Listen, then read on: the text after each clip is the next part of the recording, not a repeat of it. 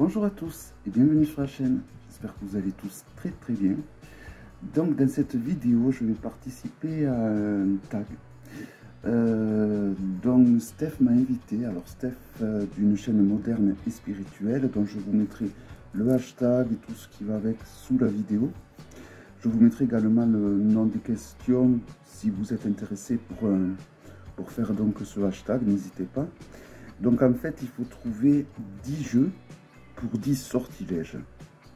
Alors je vous invite à aller évidemment voir la vidéo de Steph, ça vous parlera un peu plus. Il s'agissait d'un hashtag, je crois, alors je vais peut-être me tromper, il s'agissait d'un hashtag pour des livres en anglais et elle en a fait pour les cartes en français. Voilà. Donc je vous mettrai le lien de la chaîne de Steph et voilà, et donc et vous aurez qu'à cliquer sur le hashtag pour voir tous les participants donc qui font ce hashtag. Donc il y a 10 questions, donc je pense que je vais faire ce hashtag comme Steph, c'est-à-dire en 2 vlogs ou 2 hashtags. Alors la première question, donc elle a fait une baguette magique quand elle faisait le hashtag, donc bon, dans mon tour, hein, moi aussi je vais avoir une baguette magique. Donc il faut faire le expecto patronum. Expecto patronum. Donc tous ces hashtags sont tirés d'Harry Potter, film que je n'ai toujours pas vu, honte à moi, je vais y remédier. Donc expecto patronum, il faut montrer les jeux qui sont reliés à nos souvenirs d'enfance et à nos débuts de cartomancie.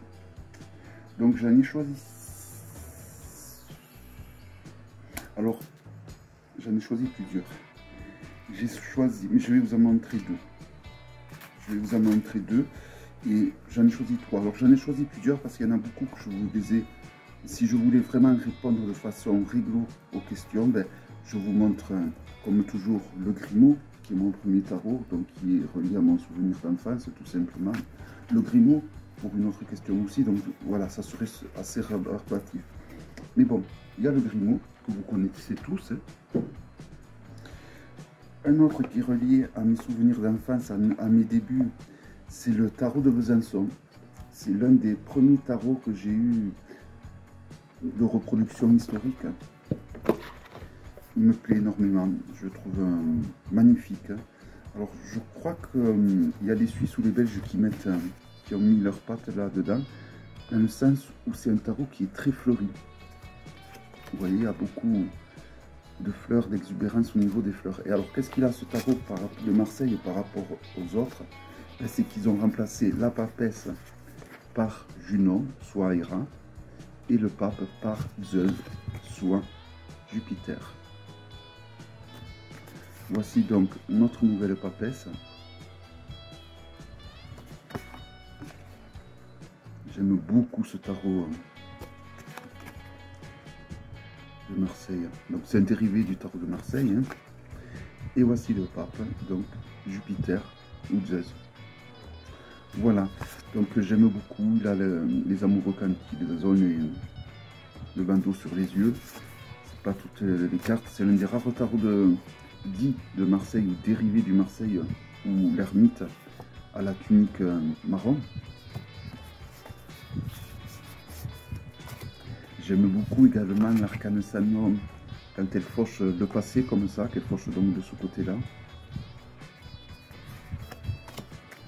Le diable, j'aime bien, je trouve qu'il change. Il change des représentations habituelles. La maison Dieu aussi, on voit qu'elle se fracture beaucoup, là vous voyez. Et je trouve que pour l'époque, vraiment, je trouve que le jeu est très bien réussi. Au niveau des détails et tout, je trouve que vraiment, donc c'est un jeu qui remonte quand même, est-ce que j'ai la date? 1700. Voilà. Et un dernier, alors j'en ai 3 jeux. Alors c'est un jeu des éditions de Vinci. Je ne sais pas s'ils font encore des jeux, du moins des jeux de ce style. C'était des jeux qui étaient faits sur des cartes en carton, très solides. Vraiment, c'est les cartes les plus solides que j'ai eues dans ma vie, qui nécessitent un entretien, cela. parce que bon, c'est du carton, donc il faut les talquer. Donc j'en ai 3. J'en ai mon favori, évidemment, le Dotti, qui est un vieux tarot italien, celui-là des Égyptiens, et celui-là qui est donc le tarot celtique, que j'aime énormément. Donc ce sont des tarots qui sont tous faits par Laura Tuan, une tarologue de renom confirmée. Et voici le dos, les cartes sont d'excellente qualité. J'ai la chance d'avoir la première édition pour les 3, évidemment, vu que je les avais il y a un moment. Et c'est des tarots qui parlent, du moins moi, ils me parlaient énormément. J'y suis énormément attaché, évidemment. On le trouve encore, hein, vous pouvez le trouver, celui-là.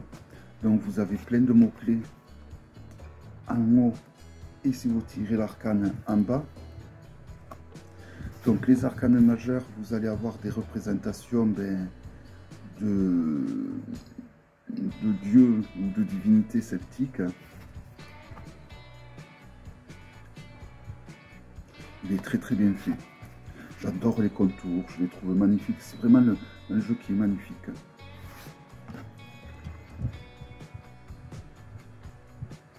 Je vais le mettre de côté celui-là et je vais le réutiliser, je pense. C'est vraiment un jeu que je trouve, mais alors, et je ne sais pas depuis quand est-ce qu'il est sorti, mais il est sorti il y a un moment déjà, du moins cette version-là.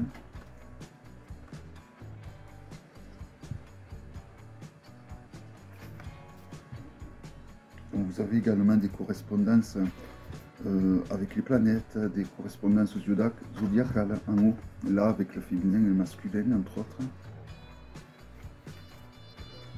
Poisson. Voilà, donc c'est un très beau jeu, je trouve. Et les arcanes mineurs vont représenter des plantes.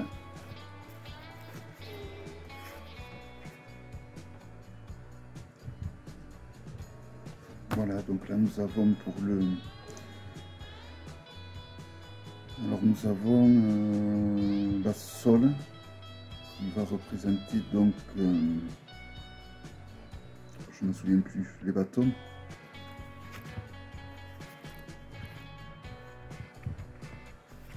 Le chêne, le hou, avec les épées, ou les lances j'allais dire, mais non les épées. Voilà, donc vous reconnaissez les arcanes mineurs parce que vous avez un code couleur. Vous voyez, en allant du bleu au vert, au orange et au jaune. Voilà, mais je trouve que c'est un jeu qui est très recherché, qui a beaucoup de sens. Le gamebook qu'il y a avec, même si c'est un gamebook, il est d'une épaisseur, d'une belle épaisseur, il y a de quoi faire.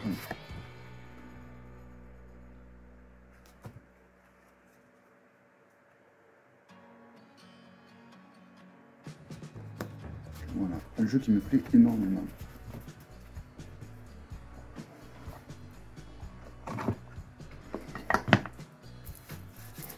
J'ai même plein de talc du coup. Donc voilà, si vous avez des jeux en cette matière en carton, il faut y mettre du talc de temps en temps. Ça améliorera la glisse des arcanes et ça le tiendra dans le temps. Alors ensuite, il ne faut pas que je passe autant de temps. Alors en 2, c'est un jeu qui m'a pris par surprise, c'est-à-dire un jeu qui m'a plu plus que ce que j'aurais cru. Alors, j'en ai sélectionné 3, je vais aller vite. Le The Somnia Tarot que j'ai eu, pour un Noël. Tarot magnifique, avec des photos. Donc il suit le rider. Il est d'une qualité excellente, j'adore le dos. Et donc c'est des photos. Voilà, vous voyez. Mais il est très proche d'un ride. Il a un truc, ce jeu, bon je savais qu'il m'a tiré ce jeu. Quand je l'ai acheté, je me suis dit, je ne sais pas si je vais le garder, mais quand je l'ai vu, je me suis dit, il me faut l'avoir dans les mains pour voir vraiment à quoi j'ai affaire. Et quand je l'ai eu, j'ai été agréablement surpris. Je trouve qu'il est d'une puissance incroyable ce jeu. Il se dégage une atmosphère, une puissance, il a un truc de magique, je ne sais pas, il a quelque chose en tout cas. Que plein de jeux que je possède n'ont pas. Donc après, il a le nom normal par rapport à la nomination des arcanes. Il suit vraiment le rider, sauf que c'est des photos. Et alors ce que j'aime bien, c'est que tous les visages sont... on ne voit pas le visage des personnages. Je pense que ça c'est un plus, parce que si on avait vu le visage des personnages, je pense que j'aurais pas accroché comme ça. Mais voilà, c'est un jeu très envoûtant. Il a quelque chose de très envoûtant. Ici le 2 de coupe. Voilà, un très très bon jeu de bonne qualité. Alors ensuite, un jeu que j'aime bien utiliser pour les histoires de cœur, que j'ai beaucoup utilisé lors mes récents lives. Alors il s'agit du The Wandering Spirit Tarot. Voilà, le jeu qui retrace l'histoire d'amour donc entre ce squelette et ce personnage humain. Donc l'intérieur de la boîte est somptueux. Un pochon où la boîte il rentre dedans. Contour or antique, l'un des meilleurs. Et voici donc justement le squelette, l'arcane sans nom qui hurle contre la vie de lui avoir pris sa dulcinée. C'est un jeu magnifique qui parle d'amour. On pourrait, on croirait pas, mais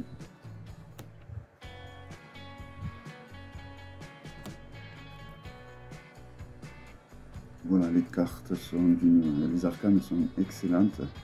Les lames sont vraiment de très très bonne qualité. Je vous l'ai souvent montré.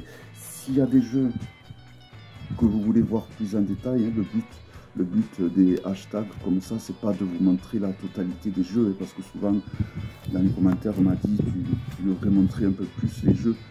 Si vous voulez voir un jeu, vous me le dites, je vous donnerai le lien, car tous les jeux que je vous présente là, j'en ai fait des présentations, donc vous me dites quel jeu vous intéresse et je vous enverrai le lien. Ou alors vous tapez sur un moteur de recherche de ma chaîne le nom du jeu et ça devrait vous y envoyer.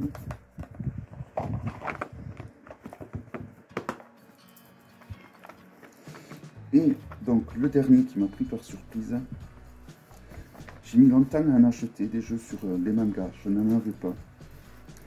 Et j'en voulais un peu original, un qu'on ne voyait pas partout. J'aime pas les jeux qu'on voit partout.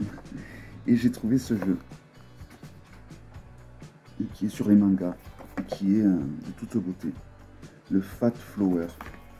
Donc, alors, déjà, ça c'est un système que j'adore, vous voyez. Hop, on le défait complètement. Du coup, la boîte ne s'abîme pas du tout. Et vous allez voir les illustrations là aussi. Alors la boîte est magnifique. Le dos des cartes. Holographique pour le contour. Et voici donc les arcanes majeurs. Donc des grandes lames. Un jeu très doux. Il y a beaucoup de poésie qui se dégage de ce jeu, je trouve.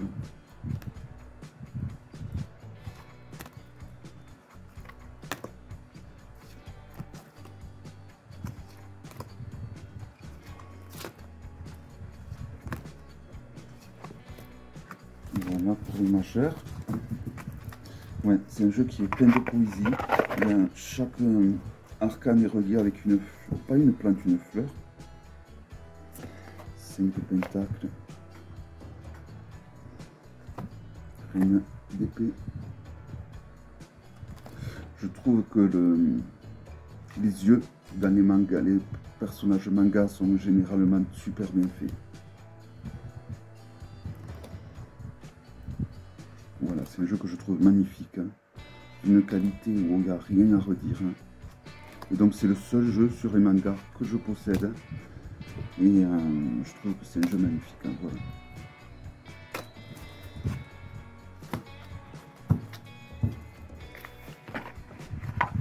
Voilà donc pour la question numéro 2. Ensuite, donc la question 3. Priori Incantatum, dernier jeu utilisé et acheté. Alors le dernier jeu acheté, parce que j'étais pas là aujourd'hui quand le facteur est passé, sinon je vous en aurais montré un autre. Enfin, c'est un jeu comment faire, c'est pas tout à fait pareil. Mais bon. Sinon, le dernier que j'ai acheté, c'est celui-là, le The Black Tarot. Contour noir, voici le dos. Donc, je vous les ai présenté il n'y a pas longtemps, on le trouve sur Amazon. Voilà, il est avec du noir, du blanc, beaucoup de noir. Et voilà, j'ai beaucoup aimé. Puis j'ai eu beaucoup de jeux très doux et j'avais besoin d'avoir des jeux très dark. Et donc il a rempli son office. Pas tout à fait comme j'aurais voulu, parce qu'il est noir et blanc, mais au final c'est pas pour autant qu'il est dark. Il est en noir et blanc certes, mais il n'est pas dark. Il n'est pas passé. Alors, moi j'ai besoin d'un truc de plus trash pour travailler sur mes ombres. Celui-là il n'en est pas assez. Voilà, donc le dernier jeu que j'ai acheté. Et ensuite, le dernier jeu que j'ai utilisé, pas plus tard que tout à l'heure, c'est le jeu sur la Vierge Noire.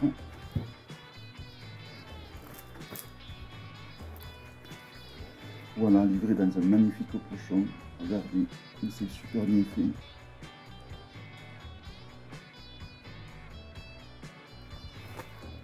Un pochon doublé, vraiment d'excellente qualité. Avec une statuette de la Vierge Noire offerte. Donc c'est The Mystery of the Black Madonna Tarot Deck. Et je l'ai remis dans l'ordre en plus, c'est super. Donc les cartes sont d'excellente qualité. Voici le dos. Donc elle a également fait un jeu sur la Vierge, sur Marie, qu'elle va rééditer très prochainement. Et je vais y sauter dessus. Voilà.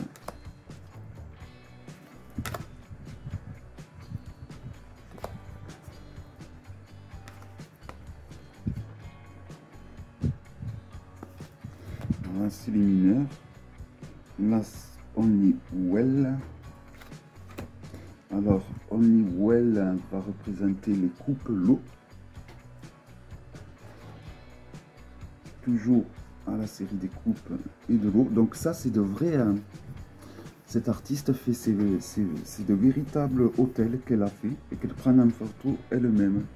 Donc c'est quelqu'un qui voyage beaucoup et à travers le monde, elle achète donc tout ça pour construire ses hôtels. Donc là, nous avons le 6 Only Fui. Donc il s'agit du feu du bâton.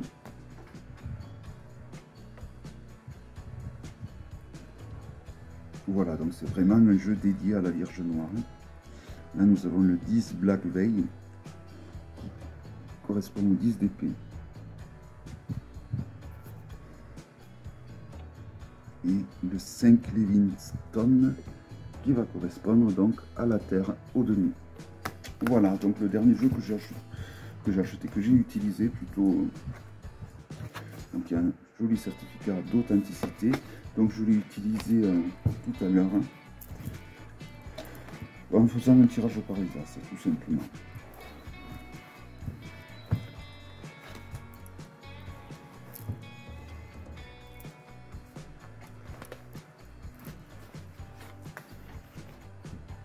Donc ensuite,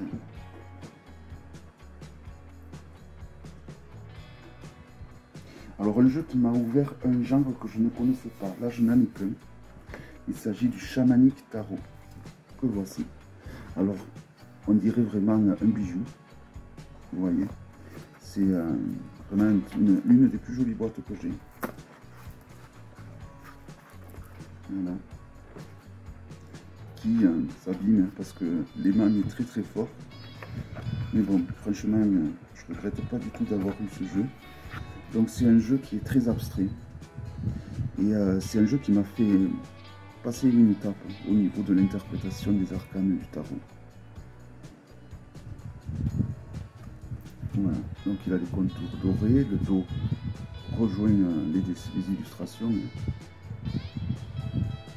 Donc il y a des phrases en anglais. Donc moi ça m'arrange qu'elles soient en anglais que de ne pas les comprendre. Voilà, donc ça m'a... Avant ça, ce genre de jeu, je ne m'accrochais pas du tout. J'avais des sous-cartes qui ressemblaient un peu à ça. Mais voilà, Et ce jeu, ça a été vraiment une petite révélation.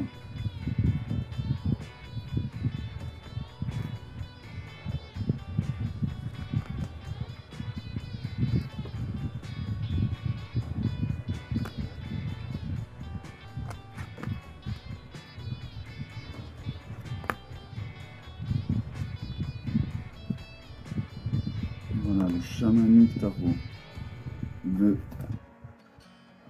Dreamdust.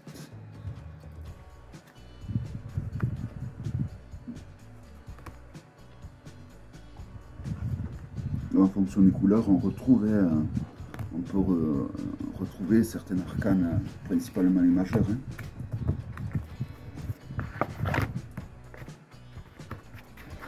Alors ensuite,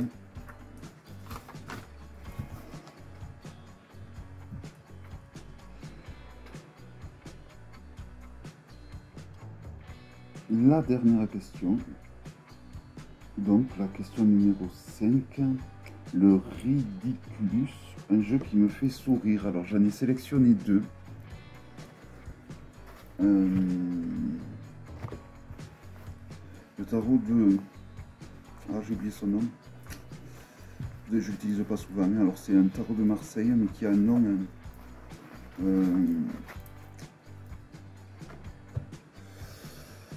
le tarot de... Bon, enfin, c'est un tarot de Marseille où son créateur, pendant longtemps, n'était pas considéré comme un maître quartier. Et finalement, il a sorti son propre tarot de Marseille en respectant le côté canonique du tarot de Marseille. Et il s'est permis quand même des petites distinctions sur les arcanes pour montrer au maître quartier de l'époque que lui aussi, il était capable de faire un tarot de Marseille et qui les a merdés en fait. Donc voilà, c'est pour ça qu'on va avoir beaucoup de... Par exemple, le sceptre du chariot fait un droit d'honneur. Le pendu tire la langue, bon ça c'est assez commun. Le fou, où on voit les parties du monsieur. Avec le chat qui est mort. Le battleur, qui fait également un doigt d'honneur. Voilà, donc c'est vrai que le jour où j'ai eu ce jeu, je me suis dit, mais qu'est-ce que c'est que ça? Voilà, et comme ça, pas sur toutes, mais sur beaucoup de cartes, il va y avoir comme ça des laisser-aller. Je vais regarder l'arcane sans homme avec cette petite boule de poil sur la tête, c'est assez comique. Voilà, c'est un jeu assez comique qui se prend pas au sérieux. Voilà, il a plein de petits trucs comme ça.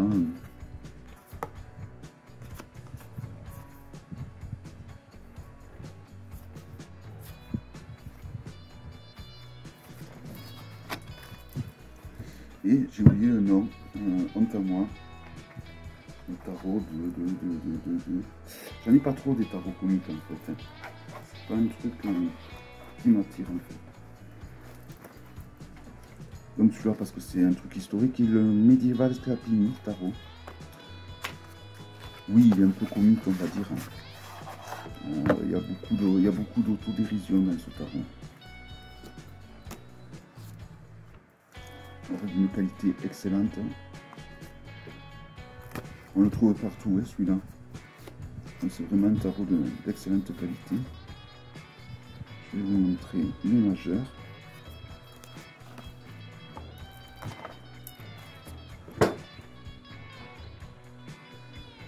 Donc encore les majeurs, c'est surtout les mineurs, je trouve. Donc je vais plutôt vous montrer les mineurs, je pense, parce que vous voyez, donc les majeurs sont assez traditionnels. Hein. On ne voit pas de trucs comiques, bien que sur certaines, comme l'empereur, on voit qu'il y a des petits bonhommes là qui commencent à sortir. Regardez-moi la tête de l'ange de l'amoureux. On dirait qu'il a pris je sais pas quoi, mais c'est très efficace. Voilà, donc il y a beaucoup d'autodérision dans ce jeu. Et principalement sur les mineurs. Donc là, on voit un ermite en bas de la roue de fortune qui essaye de se sauver la peau. Voilà, il y a plein de petites scènes assez rigolotes, je trouve. Arcane Sanon aussi, je trouve que là, une dégaine assez comique. Et je vais vous présenter, par contre, les arcanes mineurs le rendent assez facile au niveau de l'interprétation, je trouve.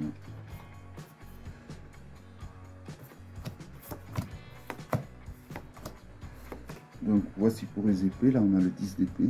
Donc vous voyez, c'est un tarot qui est censé être proche de Marseille, mais qui a des symboles. La symbolique des mineurs fait que quand même il est assez parlant. Et c'est quand même un tarot qui est assez ancien. Hein. Alors, Scapini, c'est une vieille maison, une vieille famille italienne.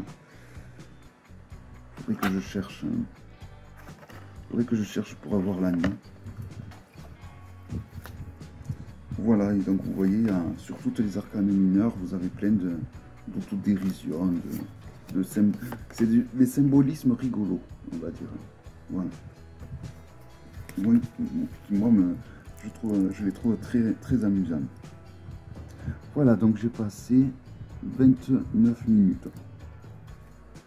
Voilà donc pour la première partie de ce vlog, ce hashtag. J'espère qu'il vous aura plu. N'hésitez pas à cliquer sur le hashtag évidemment pour voir tous les autres participants. Et donc je vous donne rendez-vous à très bientôt donc, pour la suite de ce hashtag. Passez une belle journée. Bye bye.